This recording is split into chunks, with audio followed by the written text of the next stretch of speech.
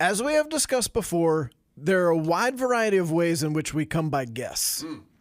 But I do think today is the first time that we've had a guest idea by virtue of them walking by my house. Yeah. And then I just went inside and said to my wife, I was like, Tom Jensen, why have we never had Tom Jensen on the pod? Yeah. She was like, Adam was out changing the flag up in front of the house. That's right. That's right. I mean, Every time I walk by her house, I look to see what the flag is. Tom, you're just Adam's feeding the fire, demographic. Tom. Adam loves people to care what flag he has out there. So. I'm totally for the Vandy flag to celebrate the win over Alabama. Very good choice of flag. And not bandwagon. Like we didn't just go out and buy a Vanderbilt flag. Nope, We had it's had been that up flag. before. Yeah, Yep. that's right. So Tom Jensen's with us here today. You probably know Tom Jensen in a variety of ways, all of which we're going to talk about.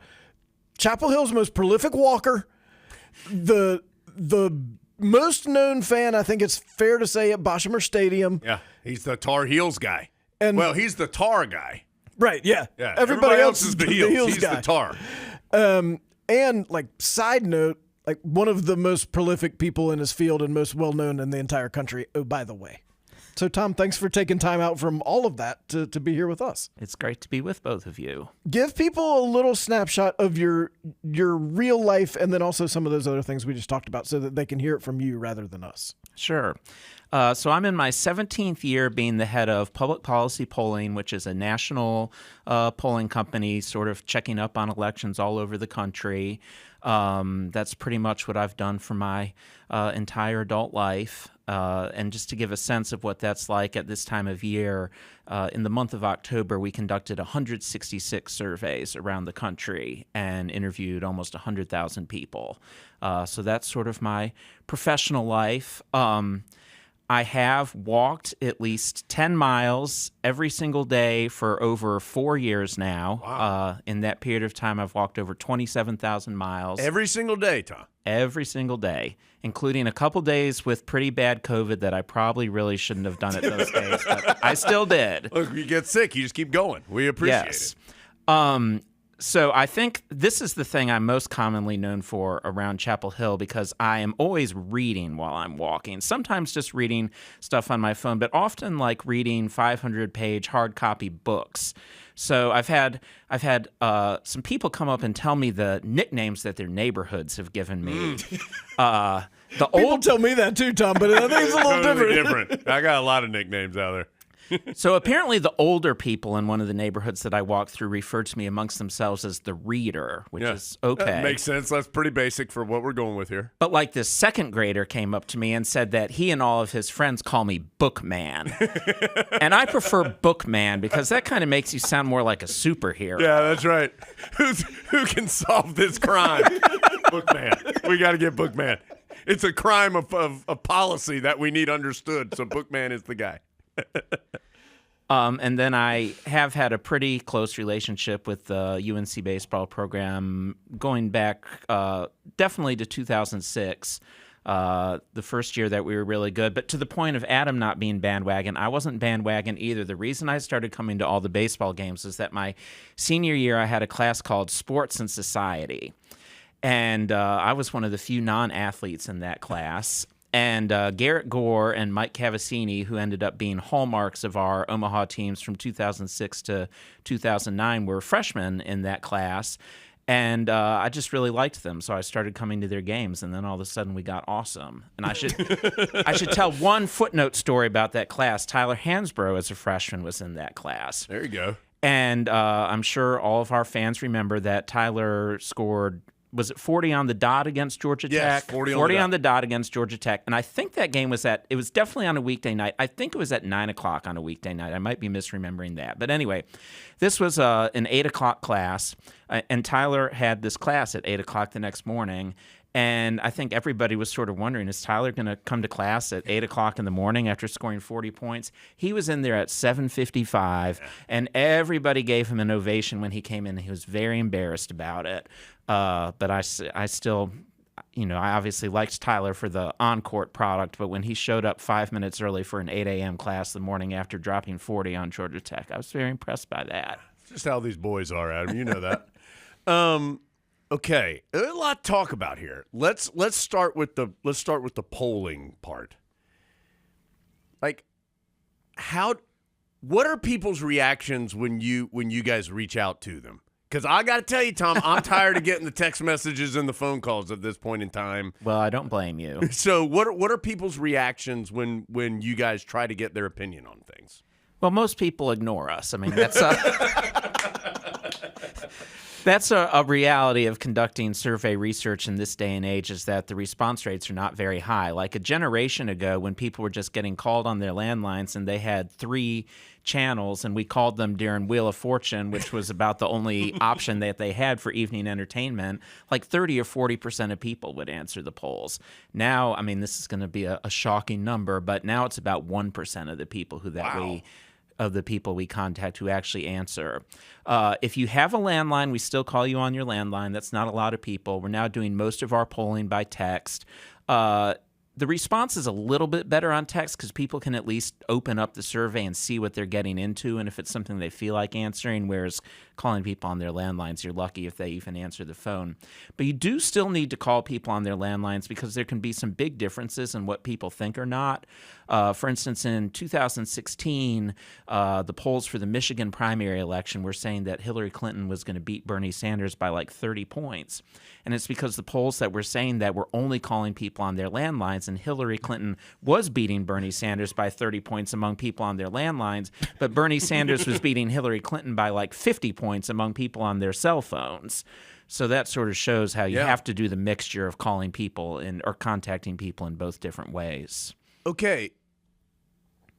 So if only 1% of people, and that's, I mean, 1% is still a lot of people, obviously. We're talking about a large number of people that you're contacting in general.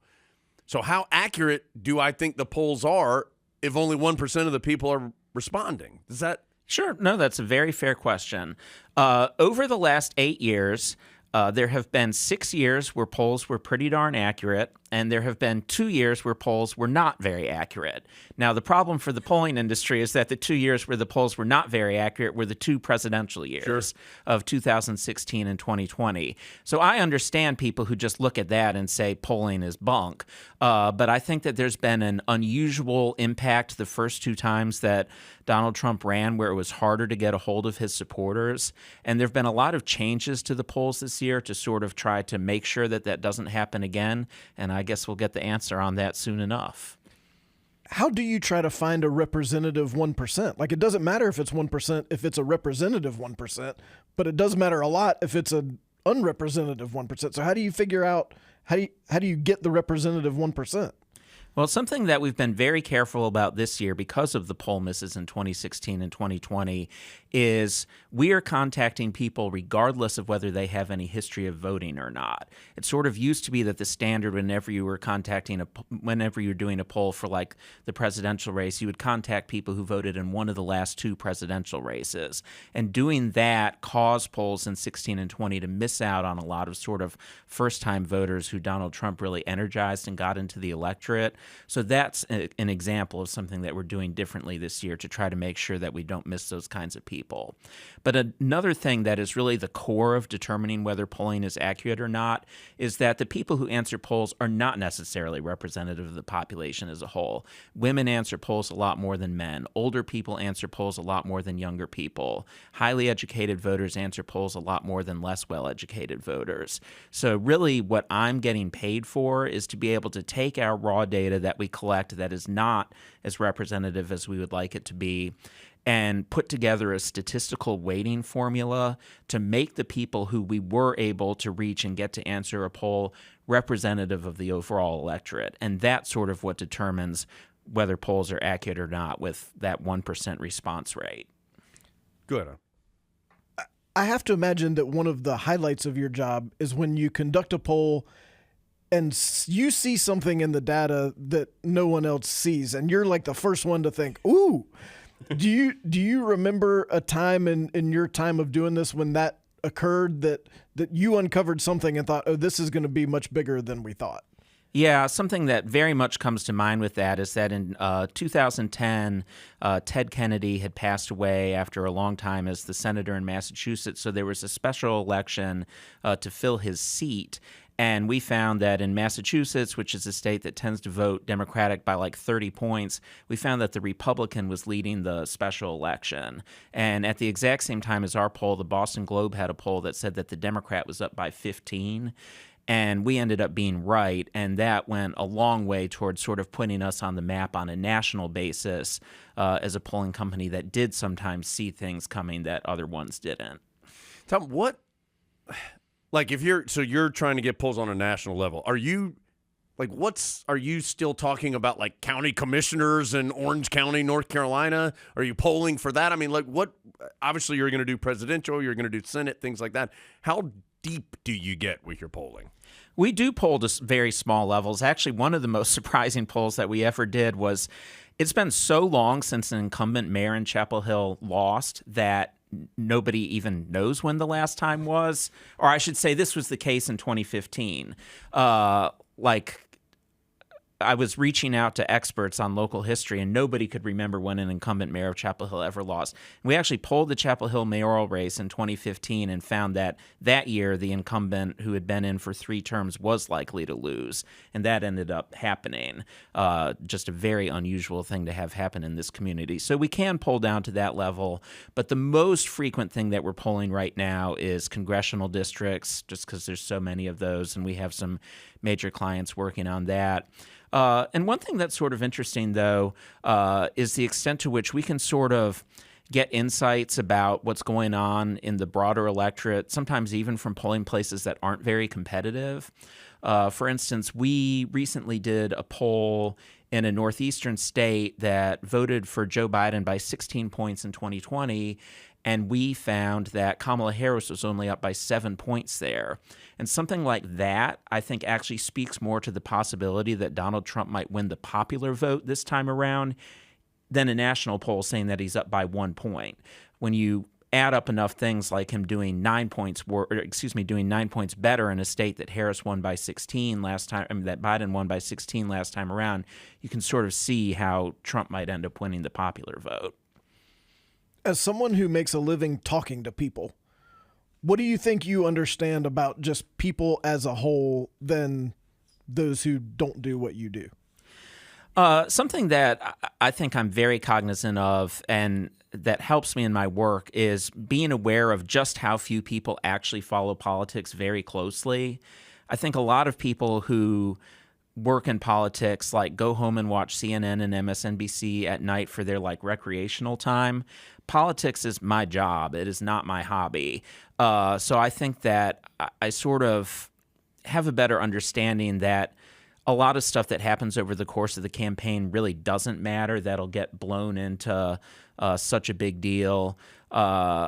I think I tend to have a good sense of when something causes a huge fuss. Here's a good example. We're a Democratic polling company. That just means that that's who we work for. We're not skewing the numbers one way or the other. And I actually will say that if I had to bet, I would say that I think Trump's going to win the election. So I'm not just sending out rainbows and flowers for the Democratic side. But there was a day a couple weeks ago that people on my side were just spending all their energy being infuriated that the Washington Post decided not to endorse in the presidential election. That is something that does not matter to anybody who is outside of a very small bubble that follows politics very closely. So I think that is probably the most important thing, is being able to sort of sort through the noise and realize that over the course of the campaign, most of the little things that happen that might seem like such a big deal, especially to the media for like a day or two, end up having very little impact on what ends up happening. What do you think does matter then? What do you think are things that cause people to lean one way or the other? So, I mean, I should still be very clear that the election's close. It could go either way. But if Trump does indeed win, I think what it comes down to this year, it's not, people want to say, what was the issue, that sort of thing. I just think that we've seen a lot of evidence, especially during the early voting period around the country, that Republican voters are just a lot more excited about Trump than Democratic voters are about Harris. And I think if Trump does indeed win, I think that was kind of the deciding factor this year, is just something like who was more excited about their candidate. And you go back to an election like 2008 or 2012 when the Democrats won easily, it was because they were a lot more excited about Barack Obama than Republicans were about John McCain or Mitt Romney. Something that's going to be very different to watch for in the North Carolina results this year is that generally during the early voting period, Democrats build up a huge advantage across the state, and then the question on Election Day is just whether Republicans will turn out at a high enough level to make up for that big advantage that Democrats have built up. So generally, 7:35, the early vote comes out in North Carolina. The Democrats are up by like 10 points, and you just see if Republicans won Election Day by enough to make up for that. That didn't happen this year with Democrats building the big early vote advantage. It was actually pretty closely divided between the Democrats and the Republicans. So I don't think you're going to see Democrats with that huge advantage that you tend to see. And I think, A, that speaks to Republicans being excited, wanting to get out and voting earlier than they have in the past. But what we'll have to see is if Democrats actually make up that ground by doing better on Election Day than they've tended to do in the past, or if Republicans still win Election Day by a substantial amount.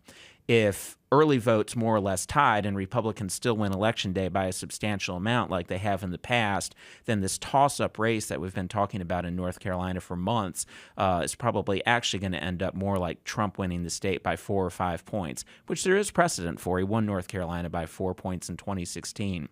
That's a big difference in North Carolina this year to watch out for, is the voting patterns. I'm going to be so annoying tonight watching the elections coverage with my wife. I'm going to be like, okay, it's 7:35. Now here's something to watch for. Yeah, this is right. what I think based on my observations. Yeah. Where are we polling early here? That's going to help me know. What's today like for you? Like, today is Election Day.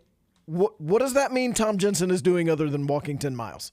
Putting up my Christmas decorations. That really is something that I frequently do on Election Day. There's not a ton to do by the time Election Day actually comes. I always serve as the analyst for WCHL's election night coverage, so that's my main election night duty.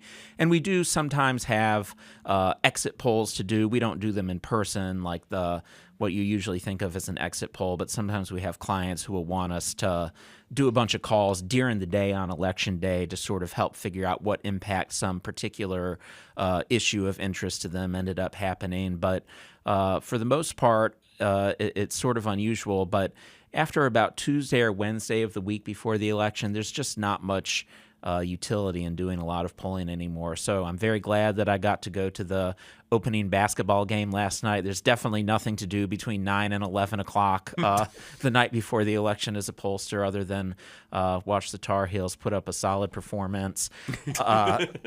So that is the deal. All right, one more polling question for me, and then we can talk about something else. How much more, and you were talking about this in an earlier answer where you said, well, we try to, take what we have and then make sure that we're making it representative. How much more nuanced is just the business of polling now than it was 10 years ago, 15 years ago, whatever, 20 years ago, however far back you want to go? Oh, the amount of adjustment that we have to do to our data to try to make it right basically increases as the response rate lowers. The less people who answer, the less representative the data is, the more work you have to do to try to make sure that it's accurate. I, at least once a week will think, oh, I wish I had been born in 1960 and that I could have been doing this job in the 80s and the 90s when so many more people were responding and that sort of thing. But we do, for the most part, end up coming out pretty well on this. I'll just tell you one last little example. This summer, we were doing a bunch of polling on state house races, Democratic primaries in Delaware.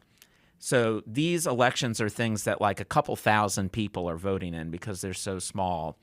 And we were doing a poll for the Delaware Speaker of the House, and I think we got 120 interviews or something like that in her district, even trying as hard as we could to get as many people as we can. And we told her, based on 120, and this is a longtime legislator, Speaker of the House, we said, we really think you might lose based on what we got out of these 120 interviews. And she did. And that just shows the way that you can get useful data even out of a pretty small pool of people sometimes. When you tell people they're going to lose, do they get really mad? Well, it is my least favorite part of the job. And I was actually talking to one of my friends last week. I sent him what I wrote to a client about a poll where they were down by like 15 points. And Which is like a blowout in your world, right? Yes. Like you're getting smoked. And I said, I had a really hard time coming up with anything positive to say about this poll. And he texted me back and he said, well, are you required to come up with something positive to say about every poll? And I said, well, it's not necessarily a pollster rule that you have to come up with something positive to say about every poll, but my human nature is such that Soften the blow a little bit. Yes, it's such that I have to try to come up with something nice to say. I'm not just going to be like, here's the poll, you're going to get annihilated. Don't be making plans to go out of the state house. Don't worry about it. You're gonna have more free time on your schedule than you think. That's the upside. All right. How many times in your life have you yelled the word tar? So I was leading cheers at every Carolina baseball game from 2010 to 2021, basically. So that was 12 years. And let's say that I went to 35 games a year. You're seeing my math skills playing out before your eyes. I understand why this works now. So we're at 420 games now. And I'm in the postseason I do it all the time, but during the regular season, relatively selective. So let's say 6 times a game so we're over 2,500. Yeah. So 2,500 tars. When does it feel? Are you just like you're just sitting there watching the game and you're like, Tom, it's tar time? I mean, I actually have an extensive methodology in my head for when it's tar time. So I'll tell you some of the examples. If we have a runner on third base and under 2 outs, it's tar time. Tar time, right? Yeah, it feels like tar time. If we are late in a game and we're tied or behind and we get any sort of base runner on, there you go. It's tar time. And then I also have some specific rules to show respect to the opponent about when it is not tar time. Classy. Once we have a 5-run lead, there's no tar time with a 5-run lead unless we're like playing state or something. Right, Yeah, that's right. Then Pour it on, Tom. Yes. I'm with you. But yeah, I have contemplated writing out the manual for whoever carries the tar tradition on later sometime on. for exactly when it's tar time. But yes, it is very regimented. Okay, not to step on anyone's toes, but there's also another person who's like pseudo tar guy, and I don't know who that guy is. But we talked about him during the postseason. I felt like he was trying to usurp your tar time. No. That is Barry Smith. And Barry is absolutely wonderful. So this is going to sound bizarre, but this is the truth. I am no longer physically able to do the tar thing for a whole season. It is actually extremely physically taxing. I bet it wears your vocal cords out. It is. And also, I get up and do a lot of other kind of stuff. It's kind of... It's very physically taxing, especially like when you get to June and it's 95 degrees, that sort of thing. So I lose my voice like much faster than I used to. And sometimes I really, especially as I've gotten older, like mess up my voice from doing that, like won't be able to talk for 2 or 3 days. So Barry is mostly taking up the slack of me not doing that like I used to, and particularly during the regular season. He's been awesome about that for the last 3 years. So I am super appreciative of Barry. People should be very grateful to Barry for doing that. Okay, you've seen a lot. By the way, what up, Barry? Yeah, so we're okay with Barry. That's good. That I'm glad to know that. You've seen a lot of Tar Heel baseball. When you sit down and you're sitting there and you've read your book and you've done your walk and you've called your folks and it's the end of the day, you're like, you know what? I remember this. What are your favorite 2 or 3 that you think back and you're like, these were special moments? The whole 2013 season for me was just an absolutely amazing run. We really were the best team in the country. Yep. We all know the reality in college baseball is the best team in the country doesn't necessarily win the College World Series, but we were unambiguously the best team in the country. And similar to this great Omaha run that we just had this last season, there were just so many crazy nights. The 18-inning game at the DBAP where we beat Carlos Rodon to set up winning the ACC tournament the next day. The absolute no game will ever surpass for me beating Florida Atlantic at 2:00 in the morning to win the regional that same season, where we had several times fallen behind and had to come back just to keep the game going. And of course, anytime something happens in the middle of the night, that makes it extra wild. And so that is the season that really stands out to me. But I'll tell you about one absurd sort of funny experience I had that season. This is going to sound like a funny grudge, but there's a lot of front-running fan bases in our conference. We all know this. Sure. I don't think there's a bigger group of front-runners than Virginia Tech baseball fans. I like this. Tom getting a little heated. I like this. This is like me and the Blue Jay. I love this, Tom. I love it. So I've been to games at Virginia Tech baseball where they seriously had like 50 fans there when they were bad. There was a game in 2017 where I think we beat them 20-0, and they started out with 50 fans, and maybe by the end of it, most of the players' parents had gone home. I've seen little Jimmy take a beating before. Go get something to eat. But when they're good, their fans come and they're nasty. So 2013, Virginia Tech's good. But because they usually haven't been good, you don't even have to have a ticket to come to the game. So the students are like bringing in their coolers full of booze. There's no one even checking their coolers. It's the wild, wild west. So Friday night, we put up, I think, 21 runs. You seeing a theme here with what we do in Blacksburg? I think we put up like 21 runs Friday night. We win the first game of the series. We're, of course, number 1 right now, but they're ranked 2. The Saturday game is super tense, and their fans hate me. They just absolutely hate me. I've had a number of experiences with opposing teams' fans hating me, but this one was really like on another level. The year before at Virginia, one of Virginia's fans was so nasty to me that Tommy Coyle's grandmother, you all remember Tommy Coyle, shook her fist at him and said, "If you don't stop that, I'm going to beat you with my purse." And they're from Philly, so I believe it. She had rocks in there. Yeah, that's right. But anyway, so back to Blacksburg. The students are drunk. They hate me. They're like yelling nasty. I'm not going to repeat it, but yelling really nasty personal stuff at me over the course of the game. There's like no security at all. They're just letting it go on.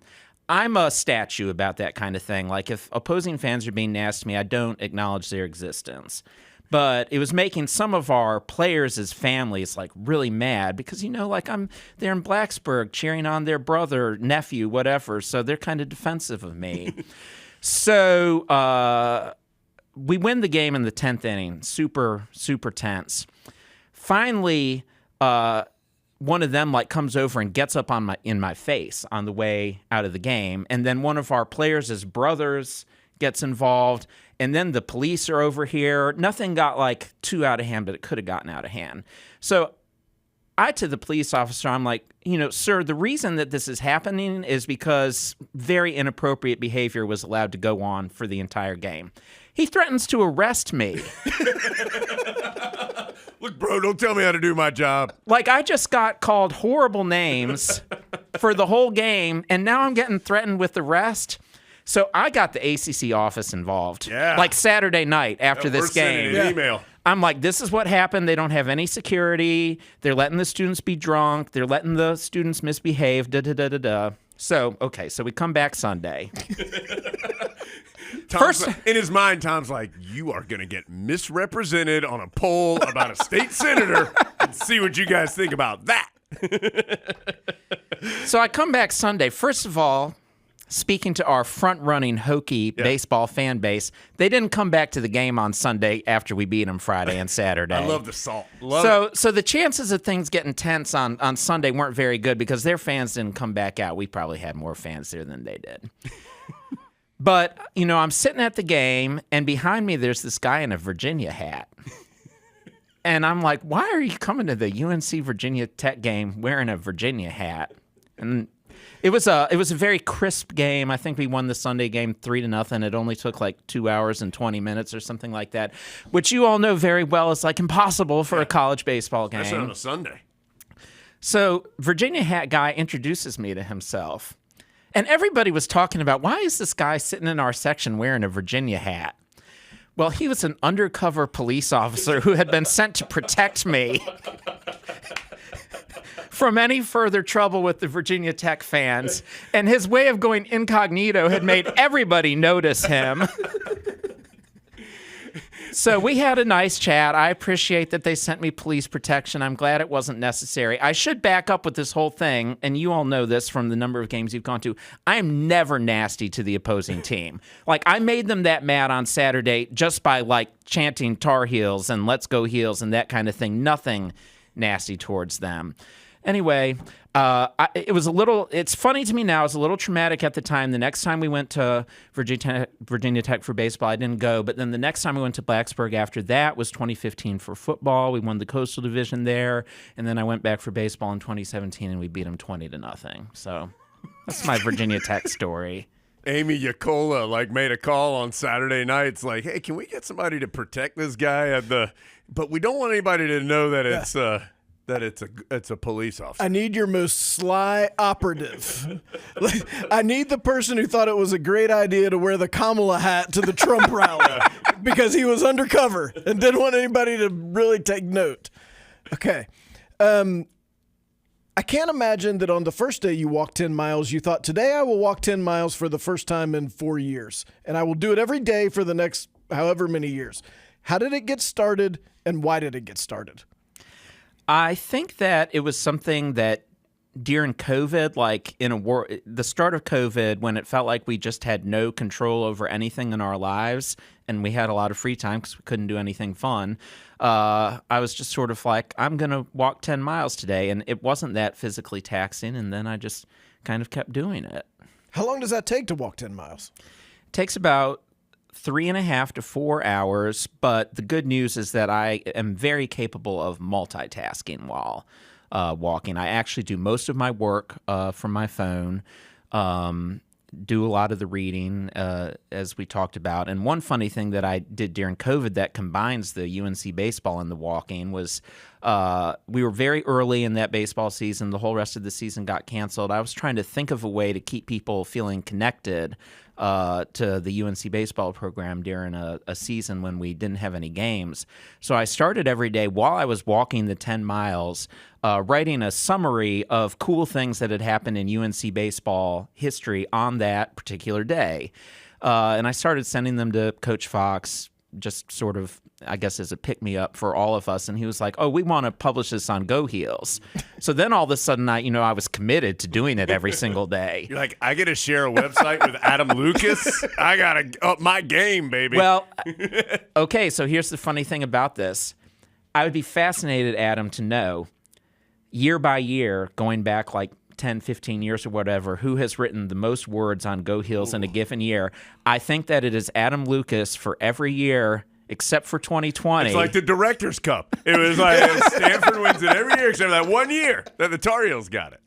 Because I ended up doing that for 100 days, and I was very thorough because I wanted to make sure that everyone's heroics got included and stuff like that.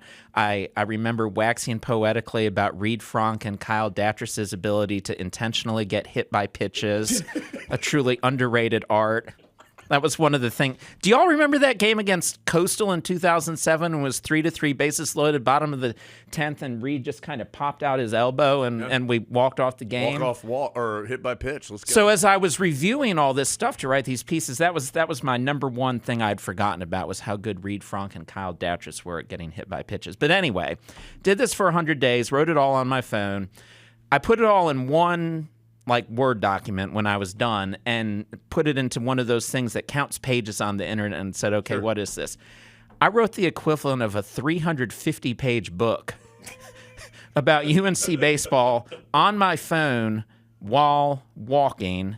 during the first 3 months of COVID. How many pairs of shoes do you go through per year? 4. Change shoes once a quarter, basically. Okay, so it's regimented. You know when it's. I mean, I change them when they start falling apart, but that's about 3 months. Have there been any Forrest Gump type situations where people want to follow you, and then one day you just turn around and you're like, I think I'm ready to go home now? Think I'm done. I actually do think I'm close to done. Breaking news, Adam. Partially because I'm going out to. I'm not going to Maui, but I'm going to our game in Honolulu this month. It's going to be really hard to fly to Honolulu and walk 10 miles in the same day, and then fly back from Honolulu and walk 10 miles in the same day. So I think going out to Honolulu to see the Tar Heels play, we'll see. I might still get my 10 miles. I've done some pretty absurd things to get my 10 miles. One day this summer, I was going up to visit some friends from the Bosch. It's like a very specific subgroup of my friends is friends from the Bosch.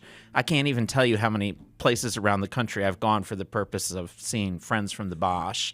I was very close with Colin Moran and Brian Moran were brothers who were very good players for us, and I became very close friends with their mom. And I think at one point I figured out that we had gone together to either see her boys play or go to Disney or whatever in like 13 different states in a 3-year period. So anyway, I was going to see some different friends from the Bosch in Maine this year, and I knew I wasn't going to walk 10 miles when I was with them, but I'm not going to like fly to Maine and be like, okay, y'all, peace out. I'm going out to walk 10 miles. So I got up at 1 o'clock in the morning and walked 10 miles through the streets of Chapel Hill between 1 and 5 a.m. and then flew to Maine. Oh, don't worry. Adam had his eyes on you. He's like, who is that checking on my flag? Go change the flag. All right, Tom. Last thing before we let you go, at least for me. Okay, so once this election's over, like when do you reboot and start polling again? Like when does it start again? It'll be quiet for a couple months, but I'm sure that once we get around to January, people will be start getting ready to think about what they might want to run for in 2026.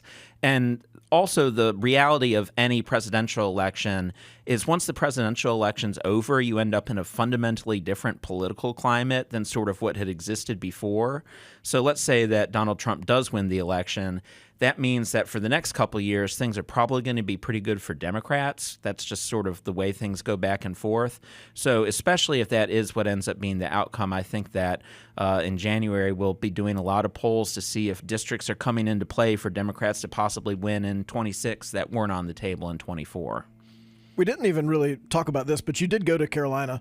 And why do you think Chapel Hill and Carolina is a place that cultivates all these different things that you love, like all the things that you've talked about on here? Why is that possible in a place like Chapel Hill? Well, it's just a great combination of a good intellectual climate, but also somewhere where people are encouraged to do a lot of interesting things outside the classroom. I actually sort of have a funny story of getting to Carolina. I grew up in Ann Arbor, Michigan, so I don't know how often in our lives we change our minds about a sporting event 9 years after it happened. But I was very devastated by the 1993 national championship game as a 9-year-old in Ann Arbor. And then I came here 9 years later. I'm like, I guess I'm kind of glad UNC won. And UNC basketball had a lot to do with getting me here in a couple different ways. This is probably bad for me to admit, but really what put UNC on my radar is that when I was in 8th grade, Vince Carter and Antoine Jameson were awesome, and I wanted to be part of that. And also, you know, as a liberal political person, certainly was very impressed with Coach Smith. But so that's how Carolina basketball got me interested. I also think Carolina basketball got me in here. This is. I wonder how often this phrase is said on your podcast because it's a very dirty phrase around here. Well, but look, Adam's here, so. So my standardized test scores were, you know, good, but not like amazing. And I think in general I would not have gotten into Carolina out of state. But I was a senior in high school during the 8 and 20 season, and my theory is that reduced the level of applications, and that's why I was able to get in with my middling test scores. And because I decided to come here during the 8 and 20 season, I got rewarded with a national championship as a junior. So those of us who stayed the course were well rewarded for that.